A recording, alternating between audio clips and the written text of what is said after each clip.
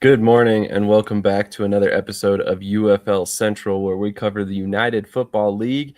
And we finally have some football to talk about after this weekend. 3 games have come up or have kicked off and ended, and we now have the results for those 3 games. We also have the information about every quarterback that started each game. So we've got a lot to talk about today, and we're going to go ahead and get right into it. As you can tell, it's just TJ and I for right now. Travis might be joining us at some point. Michael will not be here this morning, but there's still, like I said, plenty to talk about. So stick with us. I'm sure we'll keep you guys plenty entertained for the rest of the morning, and we will hopefully keep this nice and tidy in an hour, and won't keep you here for 4 hours like we do on Saturday mornings. But on that, we're gonna go ahead and hit a quick intro video, and then we'll get right into it.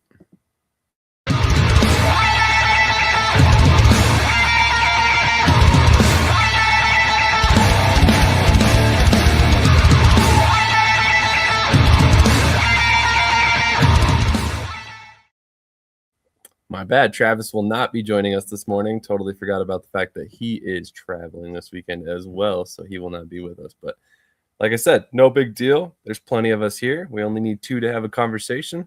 And if you're me, I can have a conversation with myself. So we'd be all right. On that note, TJ, how you doing this morning? I'm doing pretty good, man. How about you? Doing great, doing great. So it's a good day to talk about some UFL, and I'm actually, we talked about it a little bit yesterday morning. If you happen to watch our indoor football show, but I'm very excited for tonight's game. Excuse me. I'm very excited for tonight's game to kind of see how it unravels for Columbus and then also Orlando. Obviously, 2 of the newer teams that have been added to the season this year. But before we kind of get into tonight's game, we'll start off by kind of reviewing some of the games and then also talking about some of the quarterback decisions for some of these teams, which I know that you and I and everybody in the group chat had kind of bounced back and forth with some of these being a little bit surprising. So I wanted to get your reaction on how some of these guys performed, how the games went, how you feel about the decisions now that we have a little bit of context to them now. But we're going to start with Birmingham Stallions versus the Louisville Kings, which was at first a pretty good game. It ended up fairly close, but at the middle of the game there, it seemed like Birmingham really kind of took control. Louisville started making a couple mistakes there, threw a couple interceptions, and just didn't really look 100% dialed in. Birmingham, on the other hand, looked to be a lot more further along in their install and some of the chemistry things that you would normally see. But what were your thoughts on this game overall? And let's start just in the frame of Matt Corral and Jason Bean. How do you feel about the 2 starting quarterbacks in this game? Personally for me, Matt Corral was better than I anticipated him being, to be honest. He looked a little bit sharper than I remember him being in previous opportunities. But again, he had, all off season or, the build up to the season anyway, with the confidence of being named the starter. So maybe the extra game preparation, practices, reps, everything like that, like really did click with him. But he looked really good. He was making a lot of good reads. Wasn't putting the ball in harm's way. You know, uh, Bean was for the most part the same way. That first interception. I mean, he threw it right to his tight end Davidson, and it was bobbled up in the air. And hey, that's one of those things happen kind of stuff. But the last interception, yeah, he kind of showed his young age because with the amount of time left in the game, it wasn't, got to get the touchdown on this play. He could have thrown it out of bounds, could have picked different receiver to throw it to, but he tried to force it in. We'll see if lesson learned moving forward. But for his first game, I didn't think he was too bad. Started off with some high passes early, but all in all, I would say, he definitely showed why he was named the starter for the Kings. Absolutely, and Jason Bean, if you've been a UFL fan for any length of time, has been kind of if you're a fan of Hot Tub Time Machine, he's been the Great White Buffalo He was the guy that got selected first overall in the draft a couple years ago, and everybody really wanted to see what he could do in the league. And he ended up signing with the Indianapolis Colts as a UDFA and stuck there for a little while. We weren't sure if we were going to see him in the UFL, and finally now we get him with the Louisville Kings. And I think to your credit, you obviously are paying attention to the game, because that first interception, I still have no words for how that ball, it just bounced around. Like literally, it hit the dude in the hands, bounced off his hands, hit his helmet, and then I think it bounced at that point into a defender's hands, and it was like the most bang bang bang play I've ever seen. And there was no way that Jason Bean can be blamed for that play, in my opinion. But throughout the game, I also noticed various times where there was a disconnect between him and his receivers. I mentioned a play at one point in our group chat yesterday where the two receivers that were running crossing patterns ran into each other. So all of a sudden, he goes from 5 targets to 3 targets, and he's getting pressured. So he throws the ball down the field. It ends up incomplete. Very next play, he throws a seam pass down to Trey McKitty at the tight end position, and McKitty doesn't even get his head around, and falls incomplete about 2 yards over the head of McKitty, which if he had gotten his head around and tried to make an effort to catch it, it probably would have been a long completion. Then the very next play, I believe, if I remember the flow correctly, he threw a beautiful pass to a wide receiver that was double covered in the end zone. And if not for a perfectly timed hit by the defender, that would have been a touchdown. So I think overall you got to give Bean some credit. I think he played really well. I think he showed some mobility when the time called for it, but also I think that the mistakes that happened weren't necessarily on him. I think by the end of the game, he probably felt like he had to take it into his own hands because he just couldn't seem to find any success outside of throwing the ball to Lucky Jackson.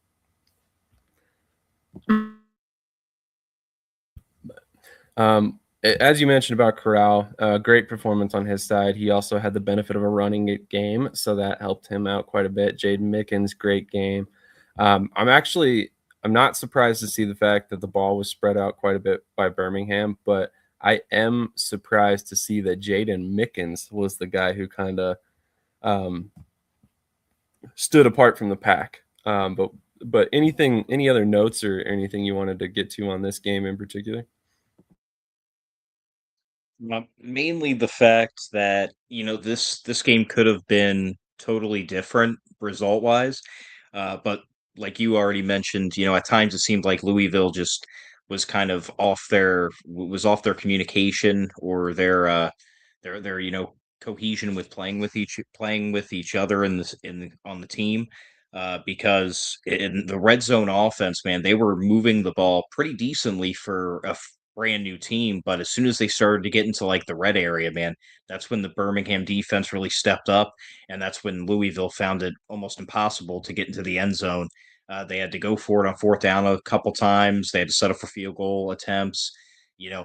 So if they can work on their red zone offense a little bit more and just down in that area, because that's where they really seem to have a lot of issue. And this game honestly could have been a week 1 upset if they were able to get into the end zone. Completely agree. I mean, that one touchdown would have changed the entire scope of the game. But it's one of those things, I mean, ultimately you have 2 teams on the field and somebody's got to win, somebody's got to lose. So I mean, those couple mistakes that Louisville made ultimately ended up in them, seeing the losing end of the stick here on this one. So ultimately, I do want to throw out here as well that Tyler Siskey did a really good job calling plays in this game. I wasn't sure what to think about him getting his coaching position as the offensive coordinator. It kind of felt like to me that, that was kind of AJ McCarron bringing in his guy that had been with him since, college or early in college.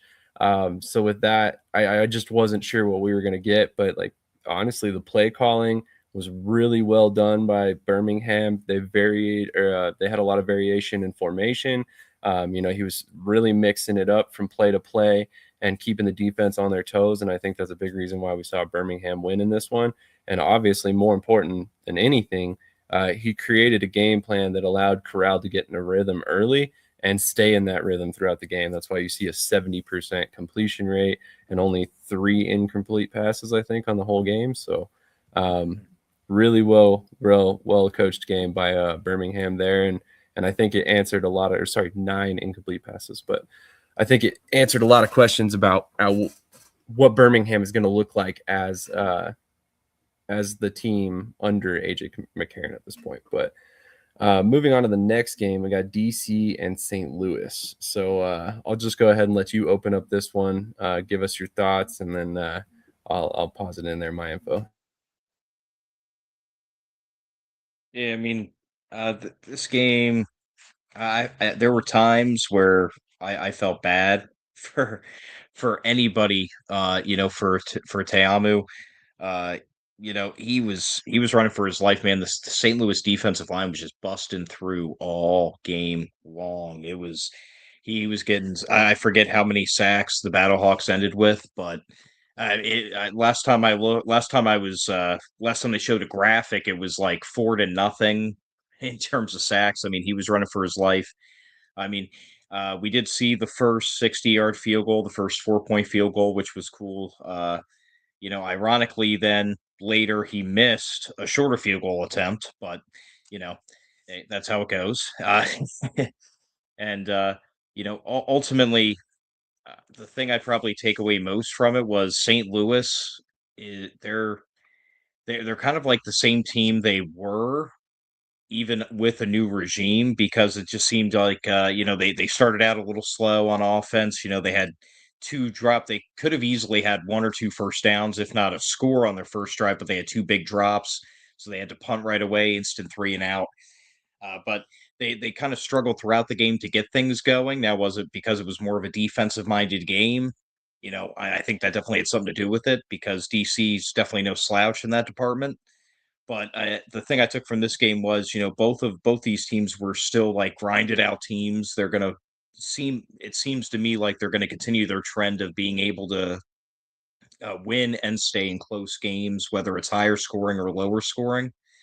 But in this one, St. Louis ended up getting the W at the end. And DC, man, again, their offensive line, man, they need help. They need to pick up protection. They need to adjust protection schemes, something, because guys were just flying in. There were some plays where he just had to he just basically dropped himself because guys were just free rushing at him. That's fair. We actually saw that on both sides of the ball. And look, Brandon Silvers is a solid quarterback. He's been in spring football forever, but there was a moment where he self-sacked, and it looked identical to when Peyton Manning used to just flop on the ground when there was a defender within 3 yards of him. So I thought it was hilarious when I saw it. Somebody got through, and he immediately just dropped to the ground in the fetal position. And I was like, okay, it's going to be that kind of game. But ultimately, for all of my disdain for the naming of Brandon Silvers as the starter for St. Louis, he played a really good game. He was the game manager that they needed him to be, and he got some big plays from his receiver group at periods in time that really kind of changed the entire feel of this game. If not for a couple big plays by Gary Jennings Jr. and Kevon Latuis, this game may not look the way it does currently. I mean, ultimately you got a 10-16 or 16-10 win, and you take away those 2 plays, and do they score one of those touchdowns? They may not. So to your credit, yeah, Jordan Teamu was completely harassed all day long.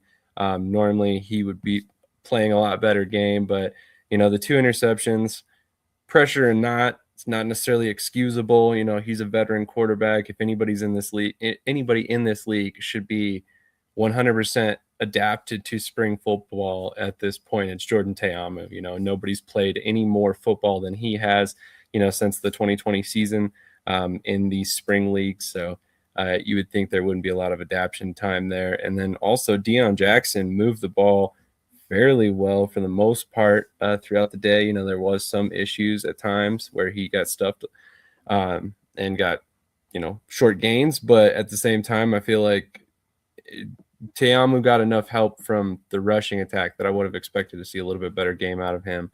overall, even with the pressure. But they after the game, they talked to Peta Talmopino. Hopefully, I pronounced his last name right, but he had a hell of a game. They were talking about how they St. Louis had kind of utilized him all over the defensive line, even as a nose tackle. Which, I mean, he's only like 250 pounds or something like that. He played linebacker at one point in the NFL, so it was very interesting to kind of see how they used him, and they used him to perfection. You know, as you can see here, 6 tackles, 2.5 sacks, 2 tackles for a loss. You also got a sack and a half by Des Moines Harris and Sean French.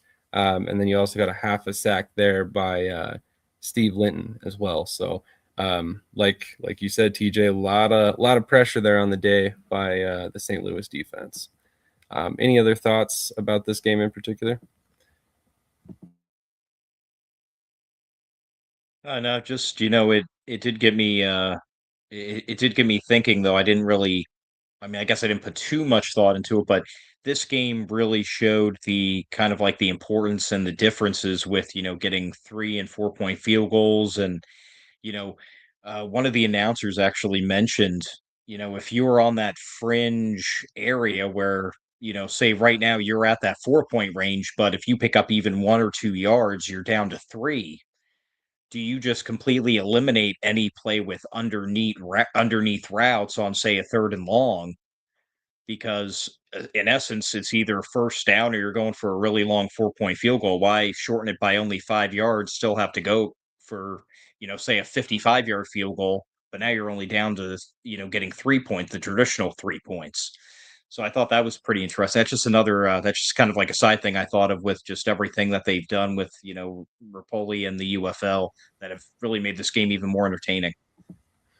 Agreed. And something we talked about off camera real quick, and we can get into a little bit more, is the punting situation.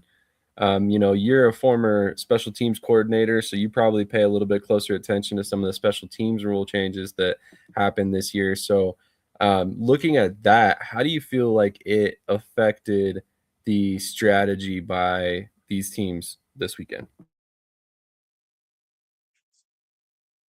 I for me, I kind of felt like they were doing a little bit of that once they got closer to midfield. It was like unless I mean, obviously there were a lot of plays that were happened right around midfield, but if they were going for the first down, you kind of saw that if they weren't going to get it almost looked like at times. I don't want to say it for a fact, but it kind of seemed like you kind of had that up. I'm not going to get it, so just kind of like drop it, low key deal. You see it all the time in the NFL when they might not get out of bounds in time with a running clock. They kind of go to catch it and then act like they bobble it just so that it's just that strategy. So I felt like I saw that a few times, but for me, it would definitely be the once you got past midfield, you could kind of see the offense get a little bit more mindful about trying to get basically once they hit midfield, it was instantly, all right, well, we got to get inside the 40 for a chance for a kicker, because now there is no option to punt once you're past that point. So I felt like it did add pressure to the offense. I feel like, strategic for special teams, again, it was, once you get to midfield, it was the name of the game really this weekend was how far can these kickers kick? Because, you saw a 60-yarder, you saw a bunch of, 50 plus, any mantra that spring league doesn't have certain skill positions, kicking is definitely not one of them. And in my opinion, after a solid weekend, I don't think quarterbacking is either. So it was just really a home run hit for the UFL and some of these new rule changes.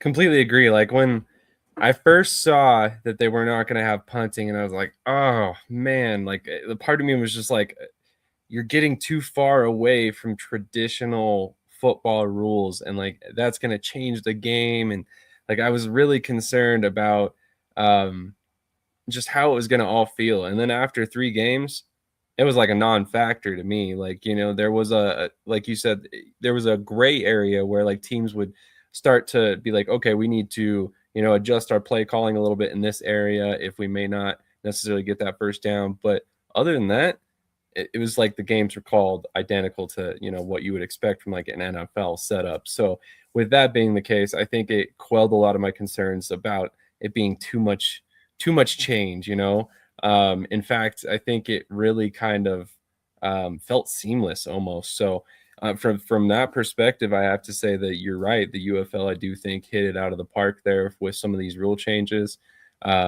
In terms of the punting and kicking things. So I think it adds a lot more strategy and intrigue to the special teams part of the game, which I think might keep fans a little bit more invested in games as we go out or go throughout. So definitely curious to see how it continues to affect gameplay. But let's move into the third game of the weekend, which was easily the biggest blowout of the week so far. There's a game tonight, so who knows? Anthony Becht has a lot more experience than Ted Ginn Jr., so it could get ugly quick. But in this game, Dallas took an early lead and they never let up. And one thing I really wanted to call out is the color analysts last night did a really good job of breaking down why Houston was having such a tough time stopping anything Dallas was doing. And it was basically because they were in man defense all night long. So as soon as Dallas saw that and knew they weren't really varying their coverage, they were able to attack them in a way that basically made it near impossible for man coverage to stop them. And it's reflected here with 376 passing yards and 3 touchdowns in Austin Reed's first start. So, we had kind of talked a little bit about it this weekend. Austin Reed was one of the big names that kind of surprised us all when he was named as the starter, because obviously Luis Perez is currently the quarterback too right there. So, give me your feelings on this game in general. I mean, obviously we saw Nolan Henderson start for Houston. Deckers came in, played a lot better. But then also Reed, I think, in my opinion, kind of put to bed any questions we'll have about Luis Perez taking back over. But what were your thoughts on the quarterback play in general and then the game in general? The game pretty much went how I thought it would. Maybe not quite the amount of fireworks, maybe like a little bit, I'll say like lower scoring or uglier of a blowout win, but I think I think last week all three of us on the show picked the Renegades to win just based off of how Houston's been pretty much at their entire existence. So uh, it was a blowout win for Dallas. I was extremely impressed. I really wasn't sure how Reed was going to do. I am kind of partial to Luis Perez. Not gonna lie, I've been, I mean, he's been around. I've been watching him since the AAF days. So I mean, you know, he's a spring king, and then all of a sudden you found out, oh yeah, they're gonna start Reed over him, and it's like, oh why? And then you kind of saw it, and then you saw some plays, some passes, especially on the that opening drive where there was one right down the middle of the field, just right on a dime, basically over the shoulder. And in my mind, I hated to think it, and I hate to say it, but I was like, yeah, Perez would have not made that throw. Like you just saw multiple times throughout the game, whether it was throws or just some decision making that Reed did differently. That I think the result was better off than if they did have Perez in there, because he was known to kind of force the ball down the field a little bit. He didn't have the best mobility, things like that. So it's unfortunate for again, for the Spring King, but I think Dallas made the right decision. And even if teams, clearly don't play in man for the entirety of every game, I don't think, yeah, obviously he's not going to throw for almost 400 yards every game, but just overall, no turnovers, consistency, making the right decisions and plays. I think he's going to have a great year. Houston, in my opinion, man, it's really hard to tell. I think Deckers is the better option, but I mean, just watching them play yesterday, uh, it doesn't seem like, unfortunately, that offense is set up to help anybody who's under center really succeed. In my opinion, that's again, it's a pretty bleak outlook, but it was just pressure was getting to it. Wide receivers were dropping passes, not looking for the ball at all. It was very you could tell that again, we were talking about that cohesion and playing together and stuff like that. Houston was showing, they were probably one of the few teams so far that we've seen that I could honestly say did not look like they were totally prepared for opening weekend. Completely agree. I would say probably the other team, if we're looking at teams that I didn't feel were ready or didn't look ready, Louisville's definitely on that list for me as well. Kind of because of some of the issues that we mentioned before. But no, you're 100% right. Nolan Henderson came in the game, and I liked the scripted play calls during the first drive. I even wrote down in my notes here that the first play call for Houston was a little bubble screen, which makes a lot of sense. You got a young quarterback, you get the ball out of his hands quick, get it into the hands of his playmakers. You don't get a huge game, but you get the ball moving, you get him in a rhythm, which made a lot of sense for me. And then it all fell apart from there. And then Henderson, by I think the end of the first quarter, was benched because he threw his second interception. And then we were told that Hunter Deckers was warming up on the sideline and was going to come in the game. Shout out to James Larson for being on top of that one, who I guess he must have been at the game because he saw Decker start warming up on the sideline and be talked to by the coach. So I felt like Deckers came in and played pretty admirable given the situation he was handed, in the game flow at that point. Obviously protected the ball. He did not throw an interception. He also rushed for a touchdown. So I felt he did okay overall. Probably should have started the game like we talked about. In fact, Michael Washington was firm from the get-go. He's like, I like Nolan Henderson. He's like, but Deckers is the better player. He said that multiple times last week, and we saw it play out in the game. But as far as Austin Reed, I mean, you said it the best. He had that one pass where, he uncorked it deep downfield, and it was just beautiful, right in the breadbasket for the receiver, right over his shoulder. I couldn't have been any better placed if he tried. Honestly, it was just an unbelievable throw, and there were a lot of them throughout the game by Austin Reed. And if obviously I don't expect him to pass for 350 plus yards every game this season. It's just not realistic in the UFL. But if he can continue to play even somewhat close to what he did this weekend, this guy's going to be back in the NFL. There's zero doubt in my mind because of how he played.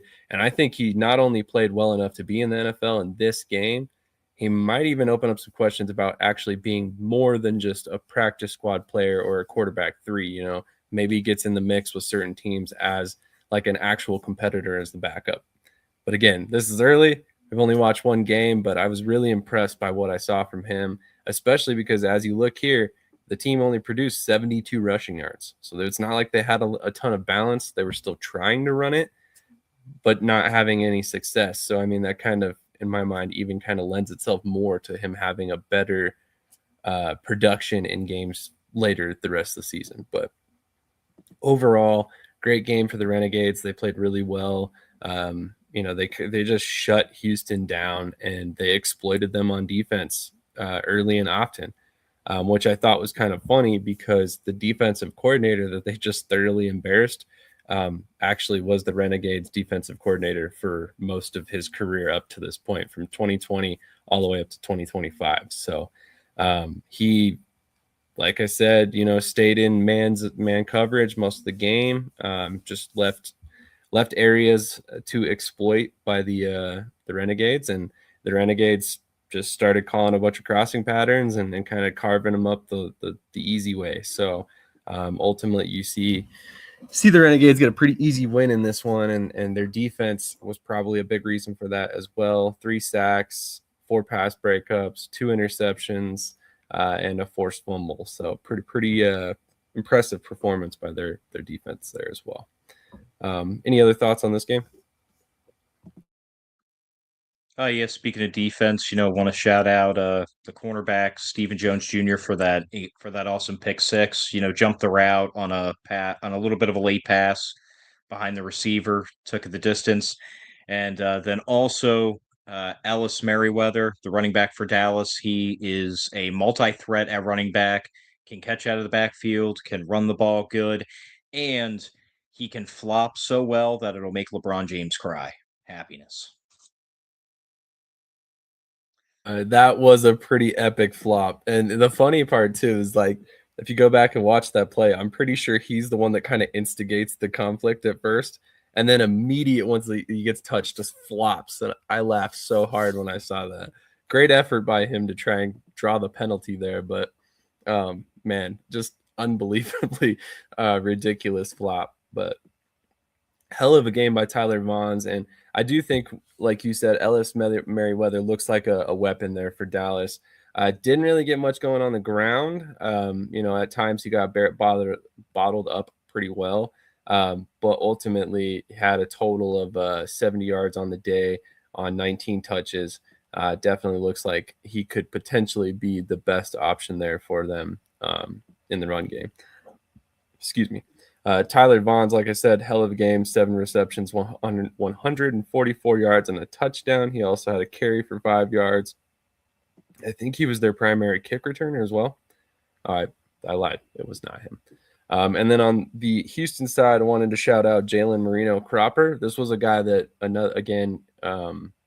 Michael Washington pointed out specifically that was a baller in college and was going to be a guy to watch in the UFL. He had 5 receptions for 59 yards. He also had quite a bit of production in the kick return game for them with 3 returns for 144 yards, as well as a long of 93 yards and a touchdown on the day. And that was the play that I felt when he returned that touchdown. It looked like Houston might actually have a chance to kind of keep it close, and then it's quickly slipped out of their fingers after that. But any final thoughts on this game before we move on? Just man, Dallas may actually be a threat on offense this year. It looks like it. It looks like, like I said, if Reed continues to play like he is right now, they're going to be a really, really tough team to beat.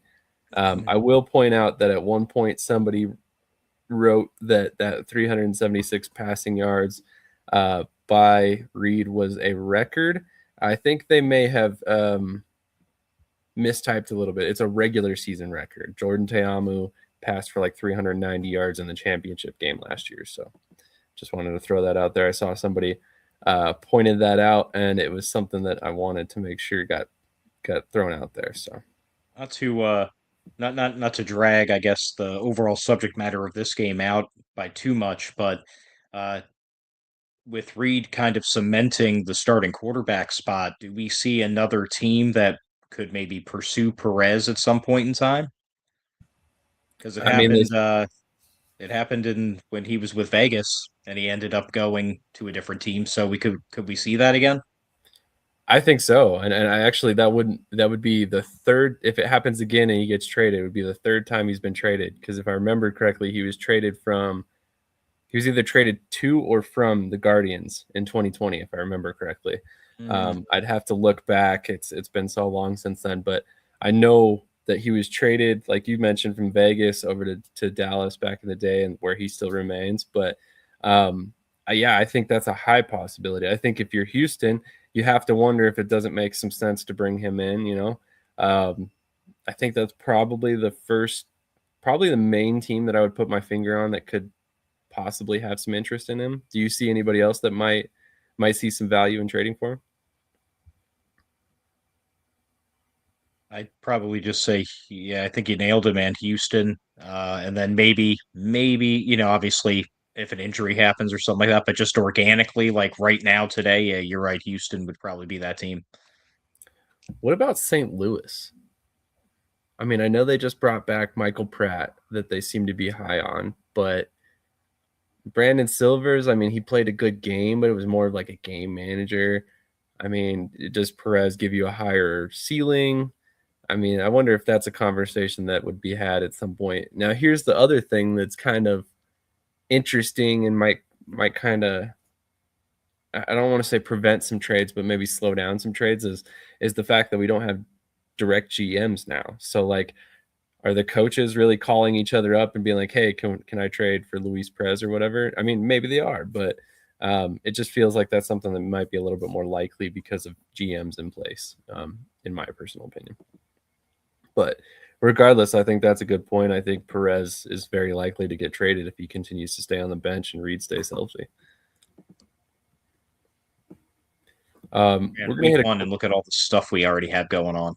I know, right? It's a lot. And honestly, we haven't even talked about the partnerships the league announced leading up to the kickoff of the season, which we could have opened with that, but I felt like the game reviews were a little bit more entertaining. So on that note, we're going to hit a quick commercial break. We'll come right back. We'll talk about the fast partner and then also the partner for the footballs for 2026. So very, very excited to talk about those couple things. Then we'll preview the game tonight. We'll also give you guys predictions for the first, I believe, 2 or 3 games next week. The games that will be played before the Sunday episode we have next week. That way, we're all on the same page.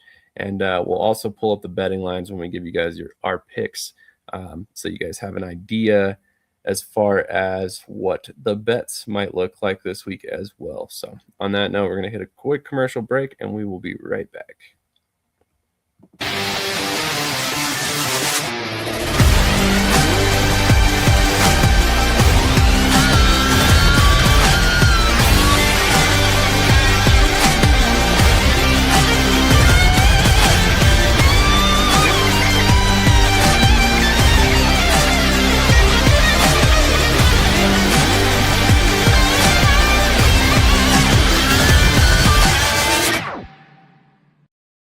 The mountains you climb, maybe stairs. The records you set, maybe personal. The fans you inspire, maybe family. No lights, no camera, just action. You don't have to be a pro. You just need Honey Stinger. How many times a week?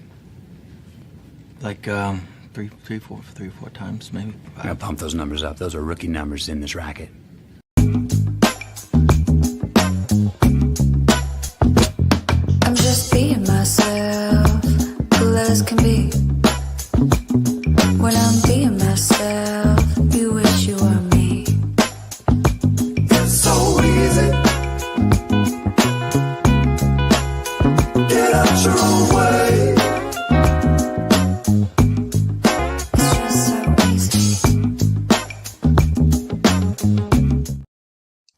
All right, we're back, and right after the show, I will be heading to the grocery store to get some chocolate milk and donuts because every time I watch that commercial, man, I'm telling you. But we're gonna go ahead and pull up the article related to the. Let me properly mention this: the UFL named Sportable official connected ball and player tracking partner. So basically, I'm just going to read this verbatim real quickly. If you have not seen this article, this is straight off the UFL.com's website. This is nothing from us or anything like that. So I just want to be very clear about where this information is coming from. But they mentioned right here, the deal can we've said from the beginning that innovation would be a defining part of the UFL, and this partnership is another important step in delivering on that vision. Said Russ Brandon. Sportable's technology will help us bring fans closer to the game, create new dimensions for our broadcast presentation, and continue building a league that embraces the future of football.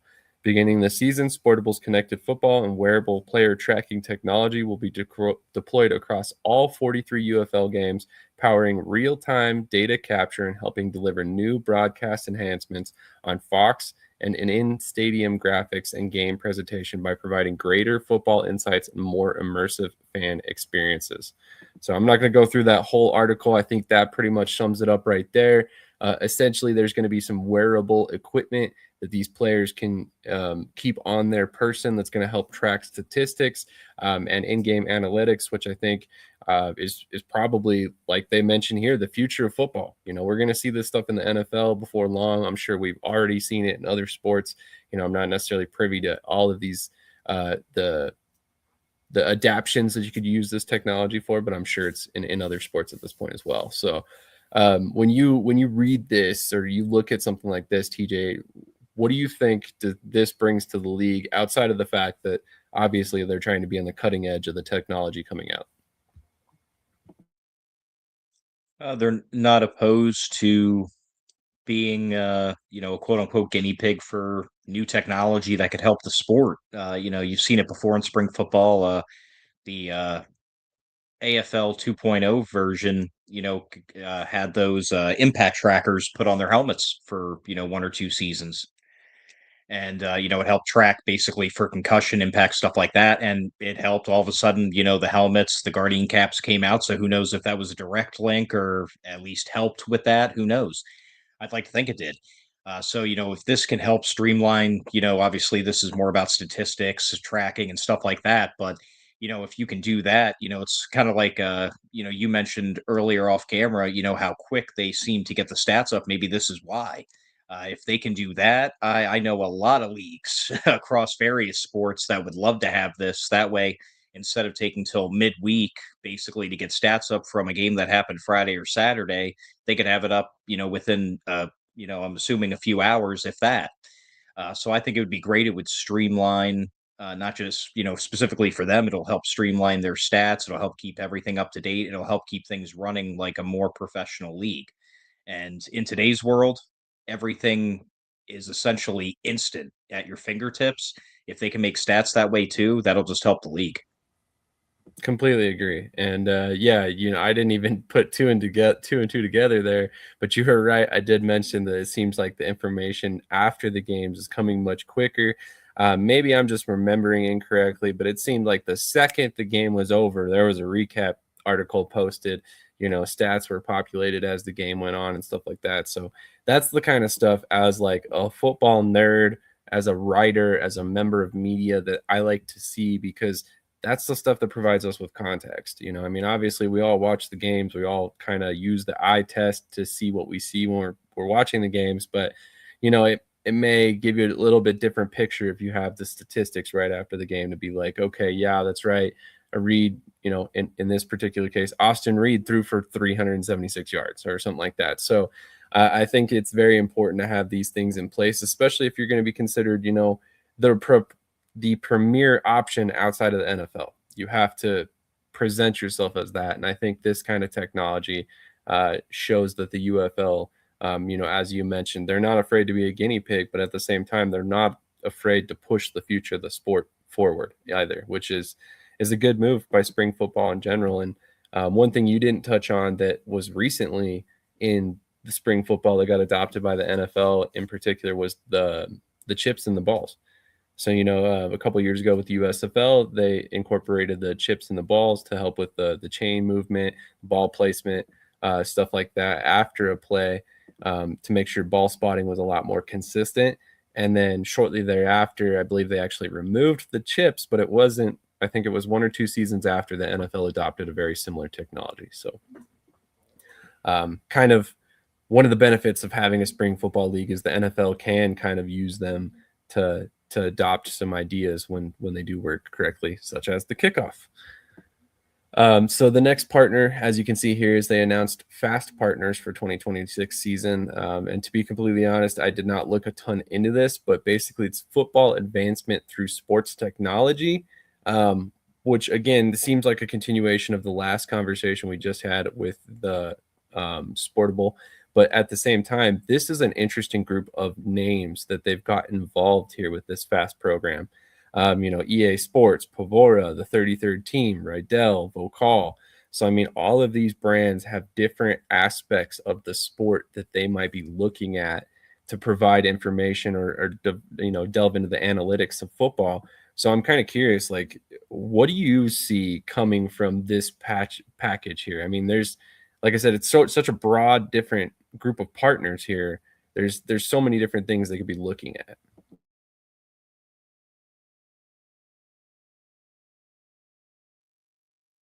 I mean, it's a heck of a lineup to be a part of, though. I mean, you see, like you say, EA Sports, Rydell, 33rd Team. Uh, I mean, it's a great showing for the UFL that they were able to partner with this because, again, whoever you associate yourself with, that's how you're looked at. And if you're with these guys, that's showing that you got something, you're doing something right. I would like to get more specifics on it though to see exactly like what their end game is, not just because this is kind of like a somewhat of a broad release it seems like. But I mean, it's definitely exciting again just to see the flashy names and the partners that they're signing up with because again, if they're doing it, these have been long running successful companies. So again, pairing yourself with these, you're assuming that you're planning on being a long term solution to spring football as well. 100% agree on that front. I mean, you look at this and the 33rd team, they've been really heavily involved in like referring general managers and coaches for jobs at this point in the NFL. Obviously, we all know who EA Sports is. They produced Madden and most of the big sports games that are out these days. Rydell, big helmet providers. So I imagine some of the technology that they're going to be bringing to the table will be involved with player safety. Povora, I'm um, not entirely adept at knowing what they produce, but I will say that a quick Google search will show you that they specialize in lightweight live broadcast wearable camera systems. So that's interesting. Are we going to get different things added into the broadcast because of their camera systems? Do we maybe get like a first person view at some point or another or something like that? That would be definitely very interesting. And then Vocal, very similar for me. I don't know much about them, but it sounds like, again, quick Google search, AI audio content creation for sports. So, obviously we don't want to see a ton of AI be involved, but at the same time, if it adds to the full experience of the game, I'm not 100% opposed to it personally.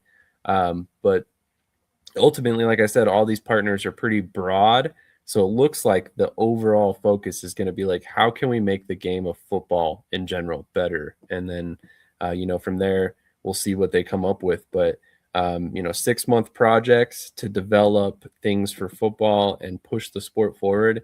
I mean, that's a pretty cool idea and thought by the UFL there that I'm very excited to see them incorporate moving forward. The Sports Den Network checking in. If you guys are not aware, we have partnered with them to provide more coverage. They will be broadcasting their content on our network as well as their own. And in fact, I think they have a new Louisville Kings podcast called All Hail the Kings that you can check out on our network or, again, the Sports Den Network. Make sure you follow them and subscribe to their YouTube channel if you have not done so already.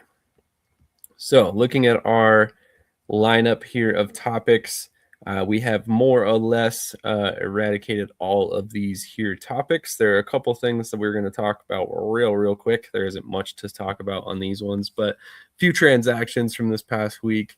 I mentioned it earlier. Michael Pratt has returned to St. Louis, and there was also some other quarterback movement. Donovan Smith was released by Houston, who signed Talia Tagovailoa, who recently spent time with the Hamilton Tiger Cats, the Hamburg Sea Devils, and then also the Massachusetts or Masslando Pirates, as they're known on Shady Sports Network. Columbus also signed defensive tackle Jerron Cage, who it will be inactive today, just so everybody's aware. And then Donovan Smith, who was released from Houston, signed with Birmingham.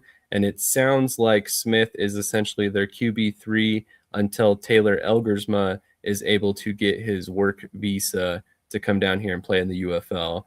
He's already applied for it. It's pending. He just hasn't gotten it as of yet. It sounds like, according to 3 Down Nation, a very, very solid CFL coverage media network. So on that note, there definitely is some stuff, kicking around in terms of transactions. I would love to see Elgersma in this league. There's some debate amongst CFL fans if he's making a mistake trying to go to the UFL. So I wanted to ask your opinion on that. I mean, obviously you follow the CFL, you follow the UFL. Do you think Elgersma's decision-making to go play in the UFL makes sense currently in his career? I mean, I can understand it, wanting to, you kind of saw it with Mount Bethel Thompson, in the USFL a few years ago. You know, a vet in the CFL chose to come play a season in the UFL. I If I were him, I would just stay there at this point, you know. But I mean, hey, maybe he wants to come over, play some states football, give the UFL a try, just like Mount Bethel Thompson did. Um, you know, I mean, honestly, for me, it really speaks more to the whole kind of argument or conversation. Like what's the better league per se in terms of CFL or UFL? Because again, you have this happening a little bit now where you have guys constantly having to choose between CFL and UFL, and you even have some guys again from the CFL at a contract, have the ability, and now they're contemplating coming to the UFL. So for him personally, I would just stay just because of legacy. But in terms of the overall football scope, it definitely makes things interesting, and it might be why the CFL on that side, not to talk about them too much on the show, but why they've decided to start making some of these changes to their game to kind of keep up with interest and everything, maybe because of the popularity the UFL starting to gain. I actually agree. And I think there's some, well, first of all, let me back up. So first of all, I think the decision making by Elgersma is very sound. If the ultimate goal is for him to make it to the NFL, the UFL's gameplay translates a lot better. We already know he can play football, but his entire career has been playing Canadian style football. There is an adaptation period, regardless of if anybody wants to admit that or not. That's why the quarterbacks that go up from the US style of play into the CFL typically sit on the bench for a year or two before they end up starting games. Obviously not always true, but I think what Elgersma is doing is trying to answer some questions about that adaptation period for him. So I think part of the reason why he's not getting a ton of interest right now in the NFL is the fact that teams just don't know how he's going to translate. So what's the easiest way to tell them that you'll be able to translate?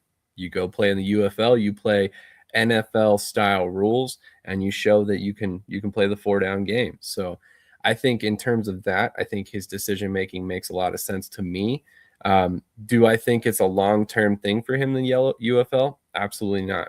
No, I think maybe tops he plays in the UFL for 2 seasons before he makes the decision to move up to CFL.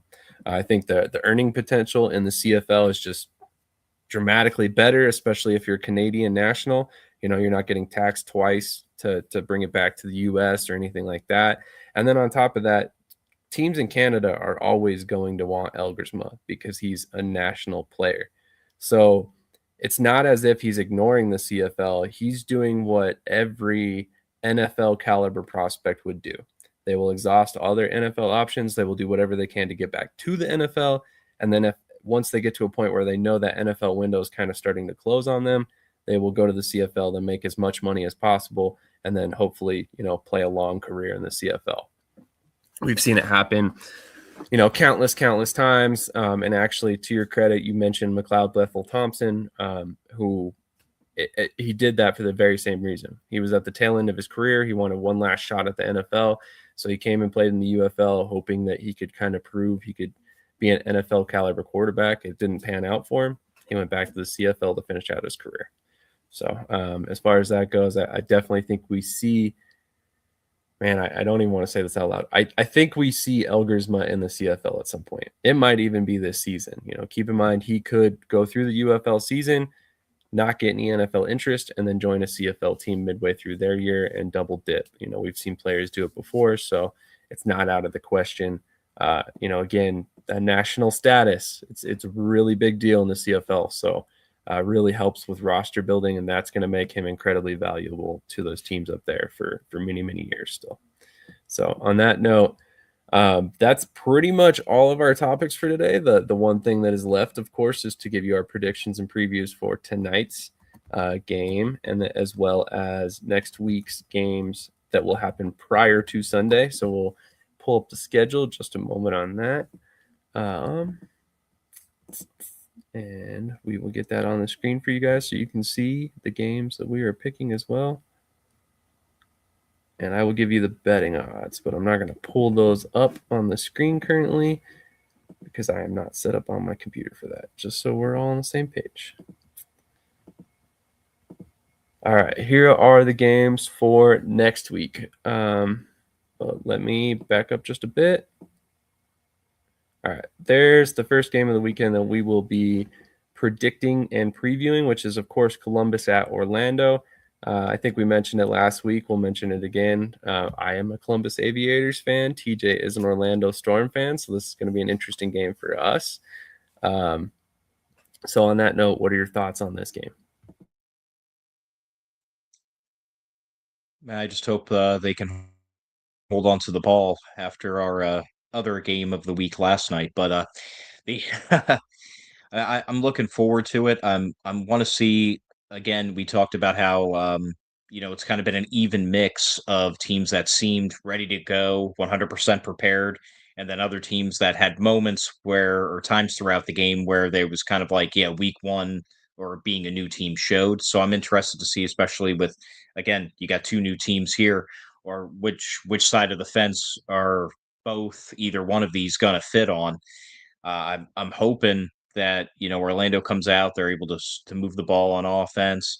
I'm planning on Orlando looking, obviously because of Anthony Becht, a lot like the St. Louis Battlehawks of recent years, where defense that could step up in big moments, offense that could move the ball systematically down the field, couple big splash plays, things like that.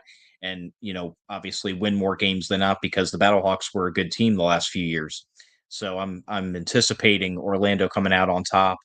I think it's going to be a little bit higher scoring of a game than we saw yesterday, and I think Orlando's going to win it. I'll say 31-24. That's fair. That's fair. One thing that I forgot to mention is that they did name starting quarterbacks for these teams. I believe Orlando named Jack Plummer, and I'm blanking. Columbus named Jalen McClendon. So, I made a joke on Twitter. I guess it's not really a joke, but if you happen to be an indoor football fan and you're looking for a team to follow along with in the UFL, I feel like Columbus has to be your team. McClendon played some indoor football prior to returning to the XFL in 2023.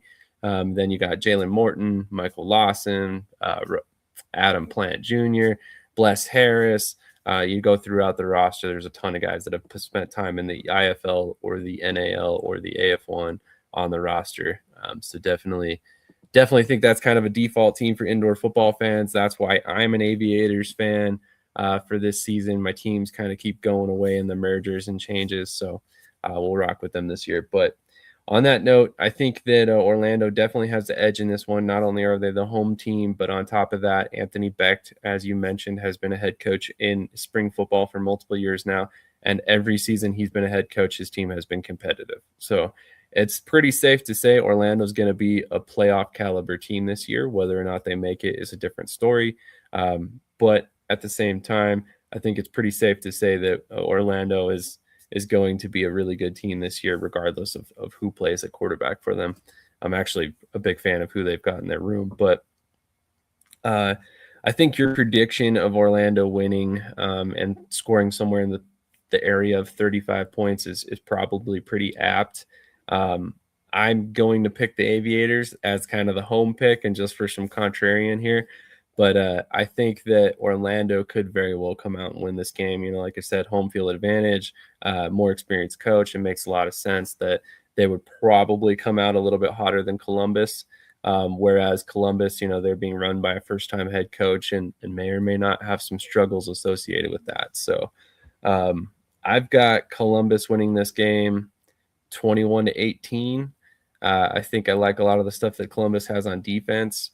And also I do like their quarterback room because it's going to provide a lot of mobility and allow you to do some things on offense that might be enough to win this one. So it'll be interesting to see how they come out of the box, though. I could regret that decision really quick in this game.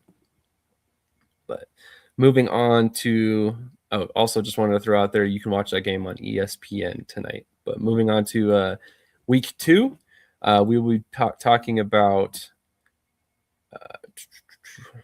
we will be talking about actually only 2 games, the Friday and the Saturday game. Kind of odd that we have a Tuesday game in there. I was not aware of that. And then we will not talk about the Sunday game because, again, we'll have another episode before them. And that is actually an NFL Network game. So I want to spend a little bit more time on that one anyway. But The next game at hand is actually DC at Columbus, so there's a very good chance that Columbus is coming into this with an 0-1 record, looking to possibly find their first win against DC. So who do you have in this game in historic Crew Stadium in Columbus, Ohio? I'm sorry, man. They're at everything points. Whether Columbus loses tonight or not. Again, DC already lost. They in not spectacular fashion either. They just, they were just bad. If their defense wasn't good, they would have gotten throttled a little bit. But everything. It's in Columbus. They're at home. Everything else, but man, you just can't. I don't see DC going 0-2. I see them coming out with like a little bit of hellfire in them next week. So I'm gonna have to go with DC. I think it's gonna be a lower scoring game.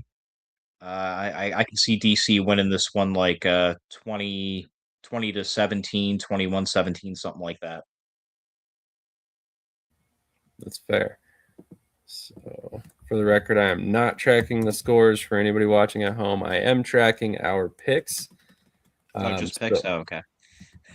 Oh, sorry. I should have thrown that out there ahead of time. But yeah, so as far as the picks last week, it looks like Travis, TJ, and myself, as well as Chris, who was watching the show with us last week and gave us his picks, we all picked Birmingham. We were correct on that one.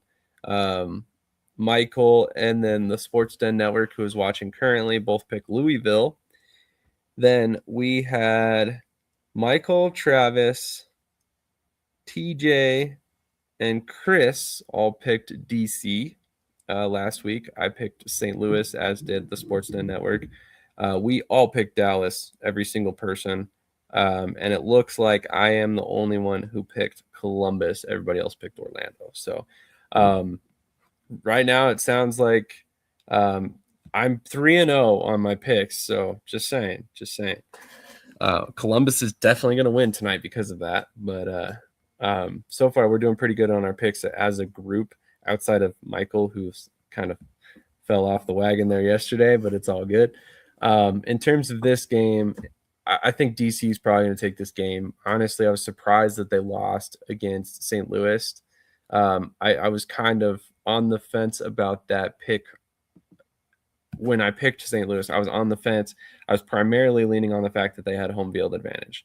We all know St. Louis has been very supportive of their team. They've basically averaged 25,000 plus fans at every game, which is by far the most attendance for any team. And I figured with Nelly there, it was going to be pretty good attendance, which I was right, about 30,000 this past game. So I personally think that DC kind of fell victim to that environment. I don't think Columbus is going to have that same environment. I hope I'm wrong. I hope they pack the stadium. But at the same time, I think DC will be able to focus on the football a little bit more and not so much the trash talking that was going on between them and St. Louis.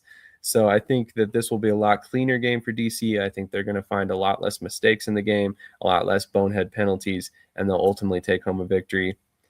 Honestly, your point spread sounds about right. I'm probably going to say somewhere in the range of 24 to 28 points. And Columbus will probably score about, 18 to 21 points, somewhere in that range. So I've got DC as well in that one. I'm willing to bet Michael and Travis both also have DC, although I do not have their picks in front of me for that game. Michael did pick Orlando for tonight's game, just so we're all aware. But next game at hand is going to be broadcast on ESPN. It is the home game for Orlando, Florida, the first one. So with that being said, second one. Louisville will travel to Orlando. We've got Chris Redmond versus Anthony Becht. What are your thoughts on this game? I mean, it's I'm not gonna lie, it's a tad rough since ironically both these games for next week already have teams that haven't played yet, so we don't know what they look like. But hopefully, obviously, I'm hoping Orlando wins and starts off the season 2-0. Louisville again. They played relatively a decent game, especially for a new franchise. In my opinion, if Bean can get can come out and not have those overthrows or those missed passes early, the Kings would have put some points up on the board earlier in the game, and it may have changed the trajectory of the game. So if they come out and Orlando can cause pressure, keep him on his toes, things like that, I think you'll see a lot of the same thing. It'll be a little bit lower scoring of a game, but again, that's all dependent on if Orlando's able to create pressure and make the quarterback Bean, have to rush, throw ahead of schedule, everything like that. I think Orlando can do it. A little bit lower scoring of a game, but because the Kings defense seems like they're going to keep themselves in games a lot this season. But I'd go Orlando 24, Kings 14. That's fair. That's fair. I probably will be picking no, I will be picking Orlando as well in this one. I think, like you said, we haven't seen Orlando play, so they could prove me wrong, but I expect them to come out of the box pretty prepared, given that Beck's a spring football veteran and his staff is pretty adept to spring football. Man, I keep using that word. I need to hit the thesaurus before next episode or something. But they're pretty solid when it comes to spring football. They've been around for many years, so I think that kind of helps their adaptation period, obviously. So I think they're going to come out in this game, score fast, and score a lot at that. So I believe that Orlando is probably going to take a win here as well. Louisville has a lot to work on. I hope they come into this game and be a little bit cleaner on offense. As you mentioned, Jason Bean, we both think, he's a very talented quarterback. So I think at some point he's going to be one of the top starters in the league. He just has to shake off some of that rust from not really playing in games for the past couple seasons outside of the preseason. So I think once we get to that point, he gets chemistry with his receivers, he'll be a lot better player. But as of right now, I have them coming out of this game 0-2 and having to gain some ground later on in the season. And Orlando, I think in this game will probably score 28 points, given that it's their second game, might even make it to the 30 mark. I think that they might have some sort of support with the home field advantage there, given that, Anthony Becht has played in Florida. He's somewhat well known down there from his time at Tampa Bay and stuff like that. So I think fans will be a little bit more supportive than a full-on expansion team. So I think that they will have some support behind them to have that home field advantage in the first two games, and that's going to aid them as well. So Louisville in this game, man, honestly, I could see it being a situation where it's like 28-14, 35-14, something like that in this game. I just don't have them having a really good showing against Orlando currently. But again, that could all change after tonight's game. So we shall see how everything goes tonight. But any final thoughts on anything we discussed today? Anything that you saw at these games that we have not discussed so far? Just with this off season, everything was about changing the game for the better, updating teams, relocating teams to new locations to help the league and everything else, and all the rule changes, things like that. And I was really sitting back, not necessarily against it, but kind of nervous because I was like, oh, is it going to be to this, to that? Is it everything else? But after seeing majority of week one of all the games and everything, man, so far, like we touched on earlier, it just seems like everything they did was indeed for the better. Uh, and even some of the small tweaks that we thought might be major, like the no punting after midfield thing, it really just turned into a whole new part of this specific league of the game inside the game with that decision to make. So I'm just really happy. We saw a lot of great football, and I think all the changes that the league did this offseason to help kind of integrate them and raise popularity is going to work. It's definitely trending up, in my opinion. So I'm excited for this season. Completely agree. And shout out to Louisville, man. Sellout in their first home game. That's what we needed in this league. So They knocked it out of the park on choosing Louisville as one of the markets, and I hope that continues the rest of the way for them, because that's a huge, huge situation for the league. I'm a little concerned about Orlando. Like I said, I expect them to have a little bit better success than in years past, like when they were in the there with the XFL or the Orlando Guardians in the XFL in 23.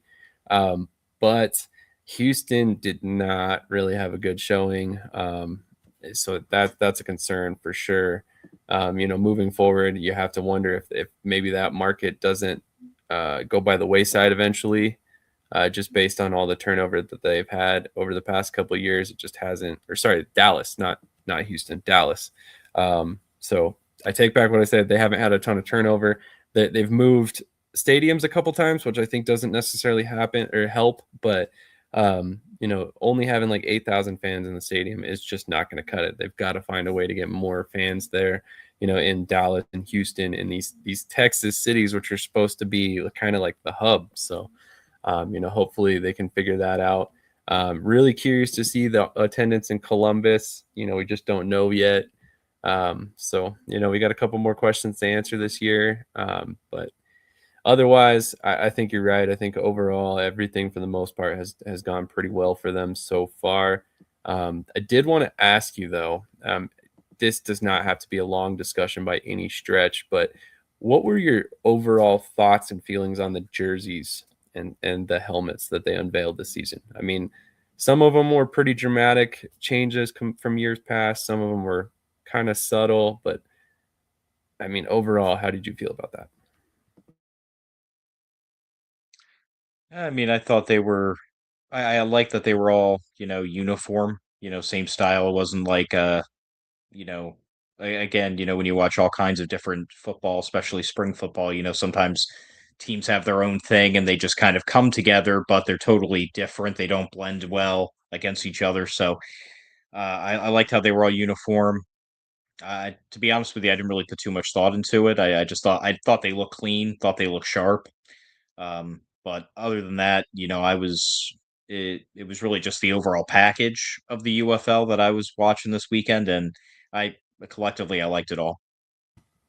That's fair. That's fair for sure. I personally thought the Gamblers uniforms were really well done. I thought that the color combinations, the red, the yellow, the black, they looked really well together. And then on top of that, their helmets looked really, really good. The Stallions, I don't know about that metallic helmet color, but I mean, ultimately, there wasn't a jersey that stuck out, or a jersey or a helmet that stuck out to me as just not good.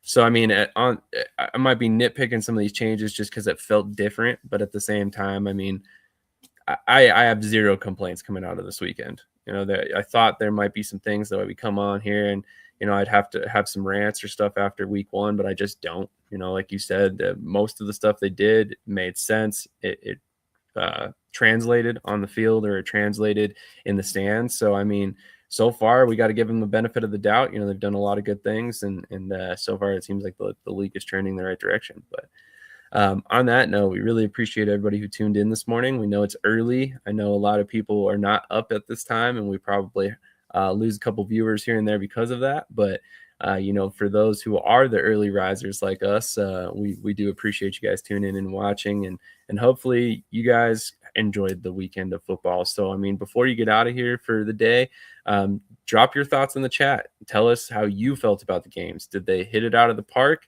Did they flub? Where did they make mistakes? Where do you think they could improve? Stuff like that. So, let us know all your thoughts in the chat. We'll address it next week, and we can kind of go forward and have more of a discourse between us and the chat here. So on that note, we will catch you guys next Sunday at 8 a.m. Eastern time to recap all the games this week. The Orlando game this week, as well as all the games next week. And it should be a lot more to talk about for next week. So on that note, make sure you guys are tuning in every Sunday morning at 8 a.m. Eastern time. And if you're a fan of indoor football, you can catch TJ and I every Saturday morning at 8 a.m. Eastern time, covering all the major indoor football leagues as well. And if you just love football in general, this is the network for you. So make sure you're following all of our shows. We've got NFL shows during the week. We've got wrestling covered. We've got live sports coming at you on our second channel. We got a ton of articles coming out, all kinds of coverage. So with that in mind, stick with us, follow the website, follow us on social media, and you guys will be entertained forever, I promise. I'm a game changer.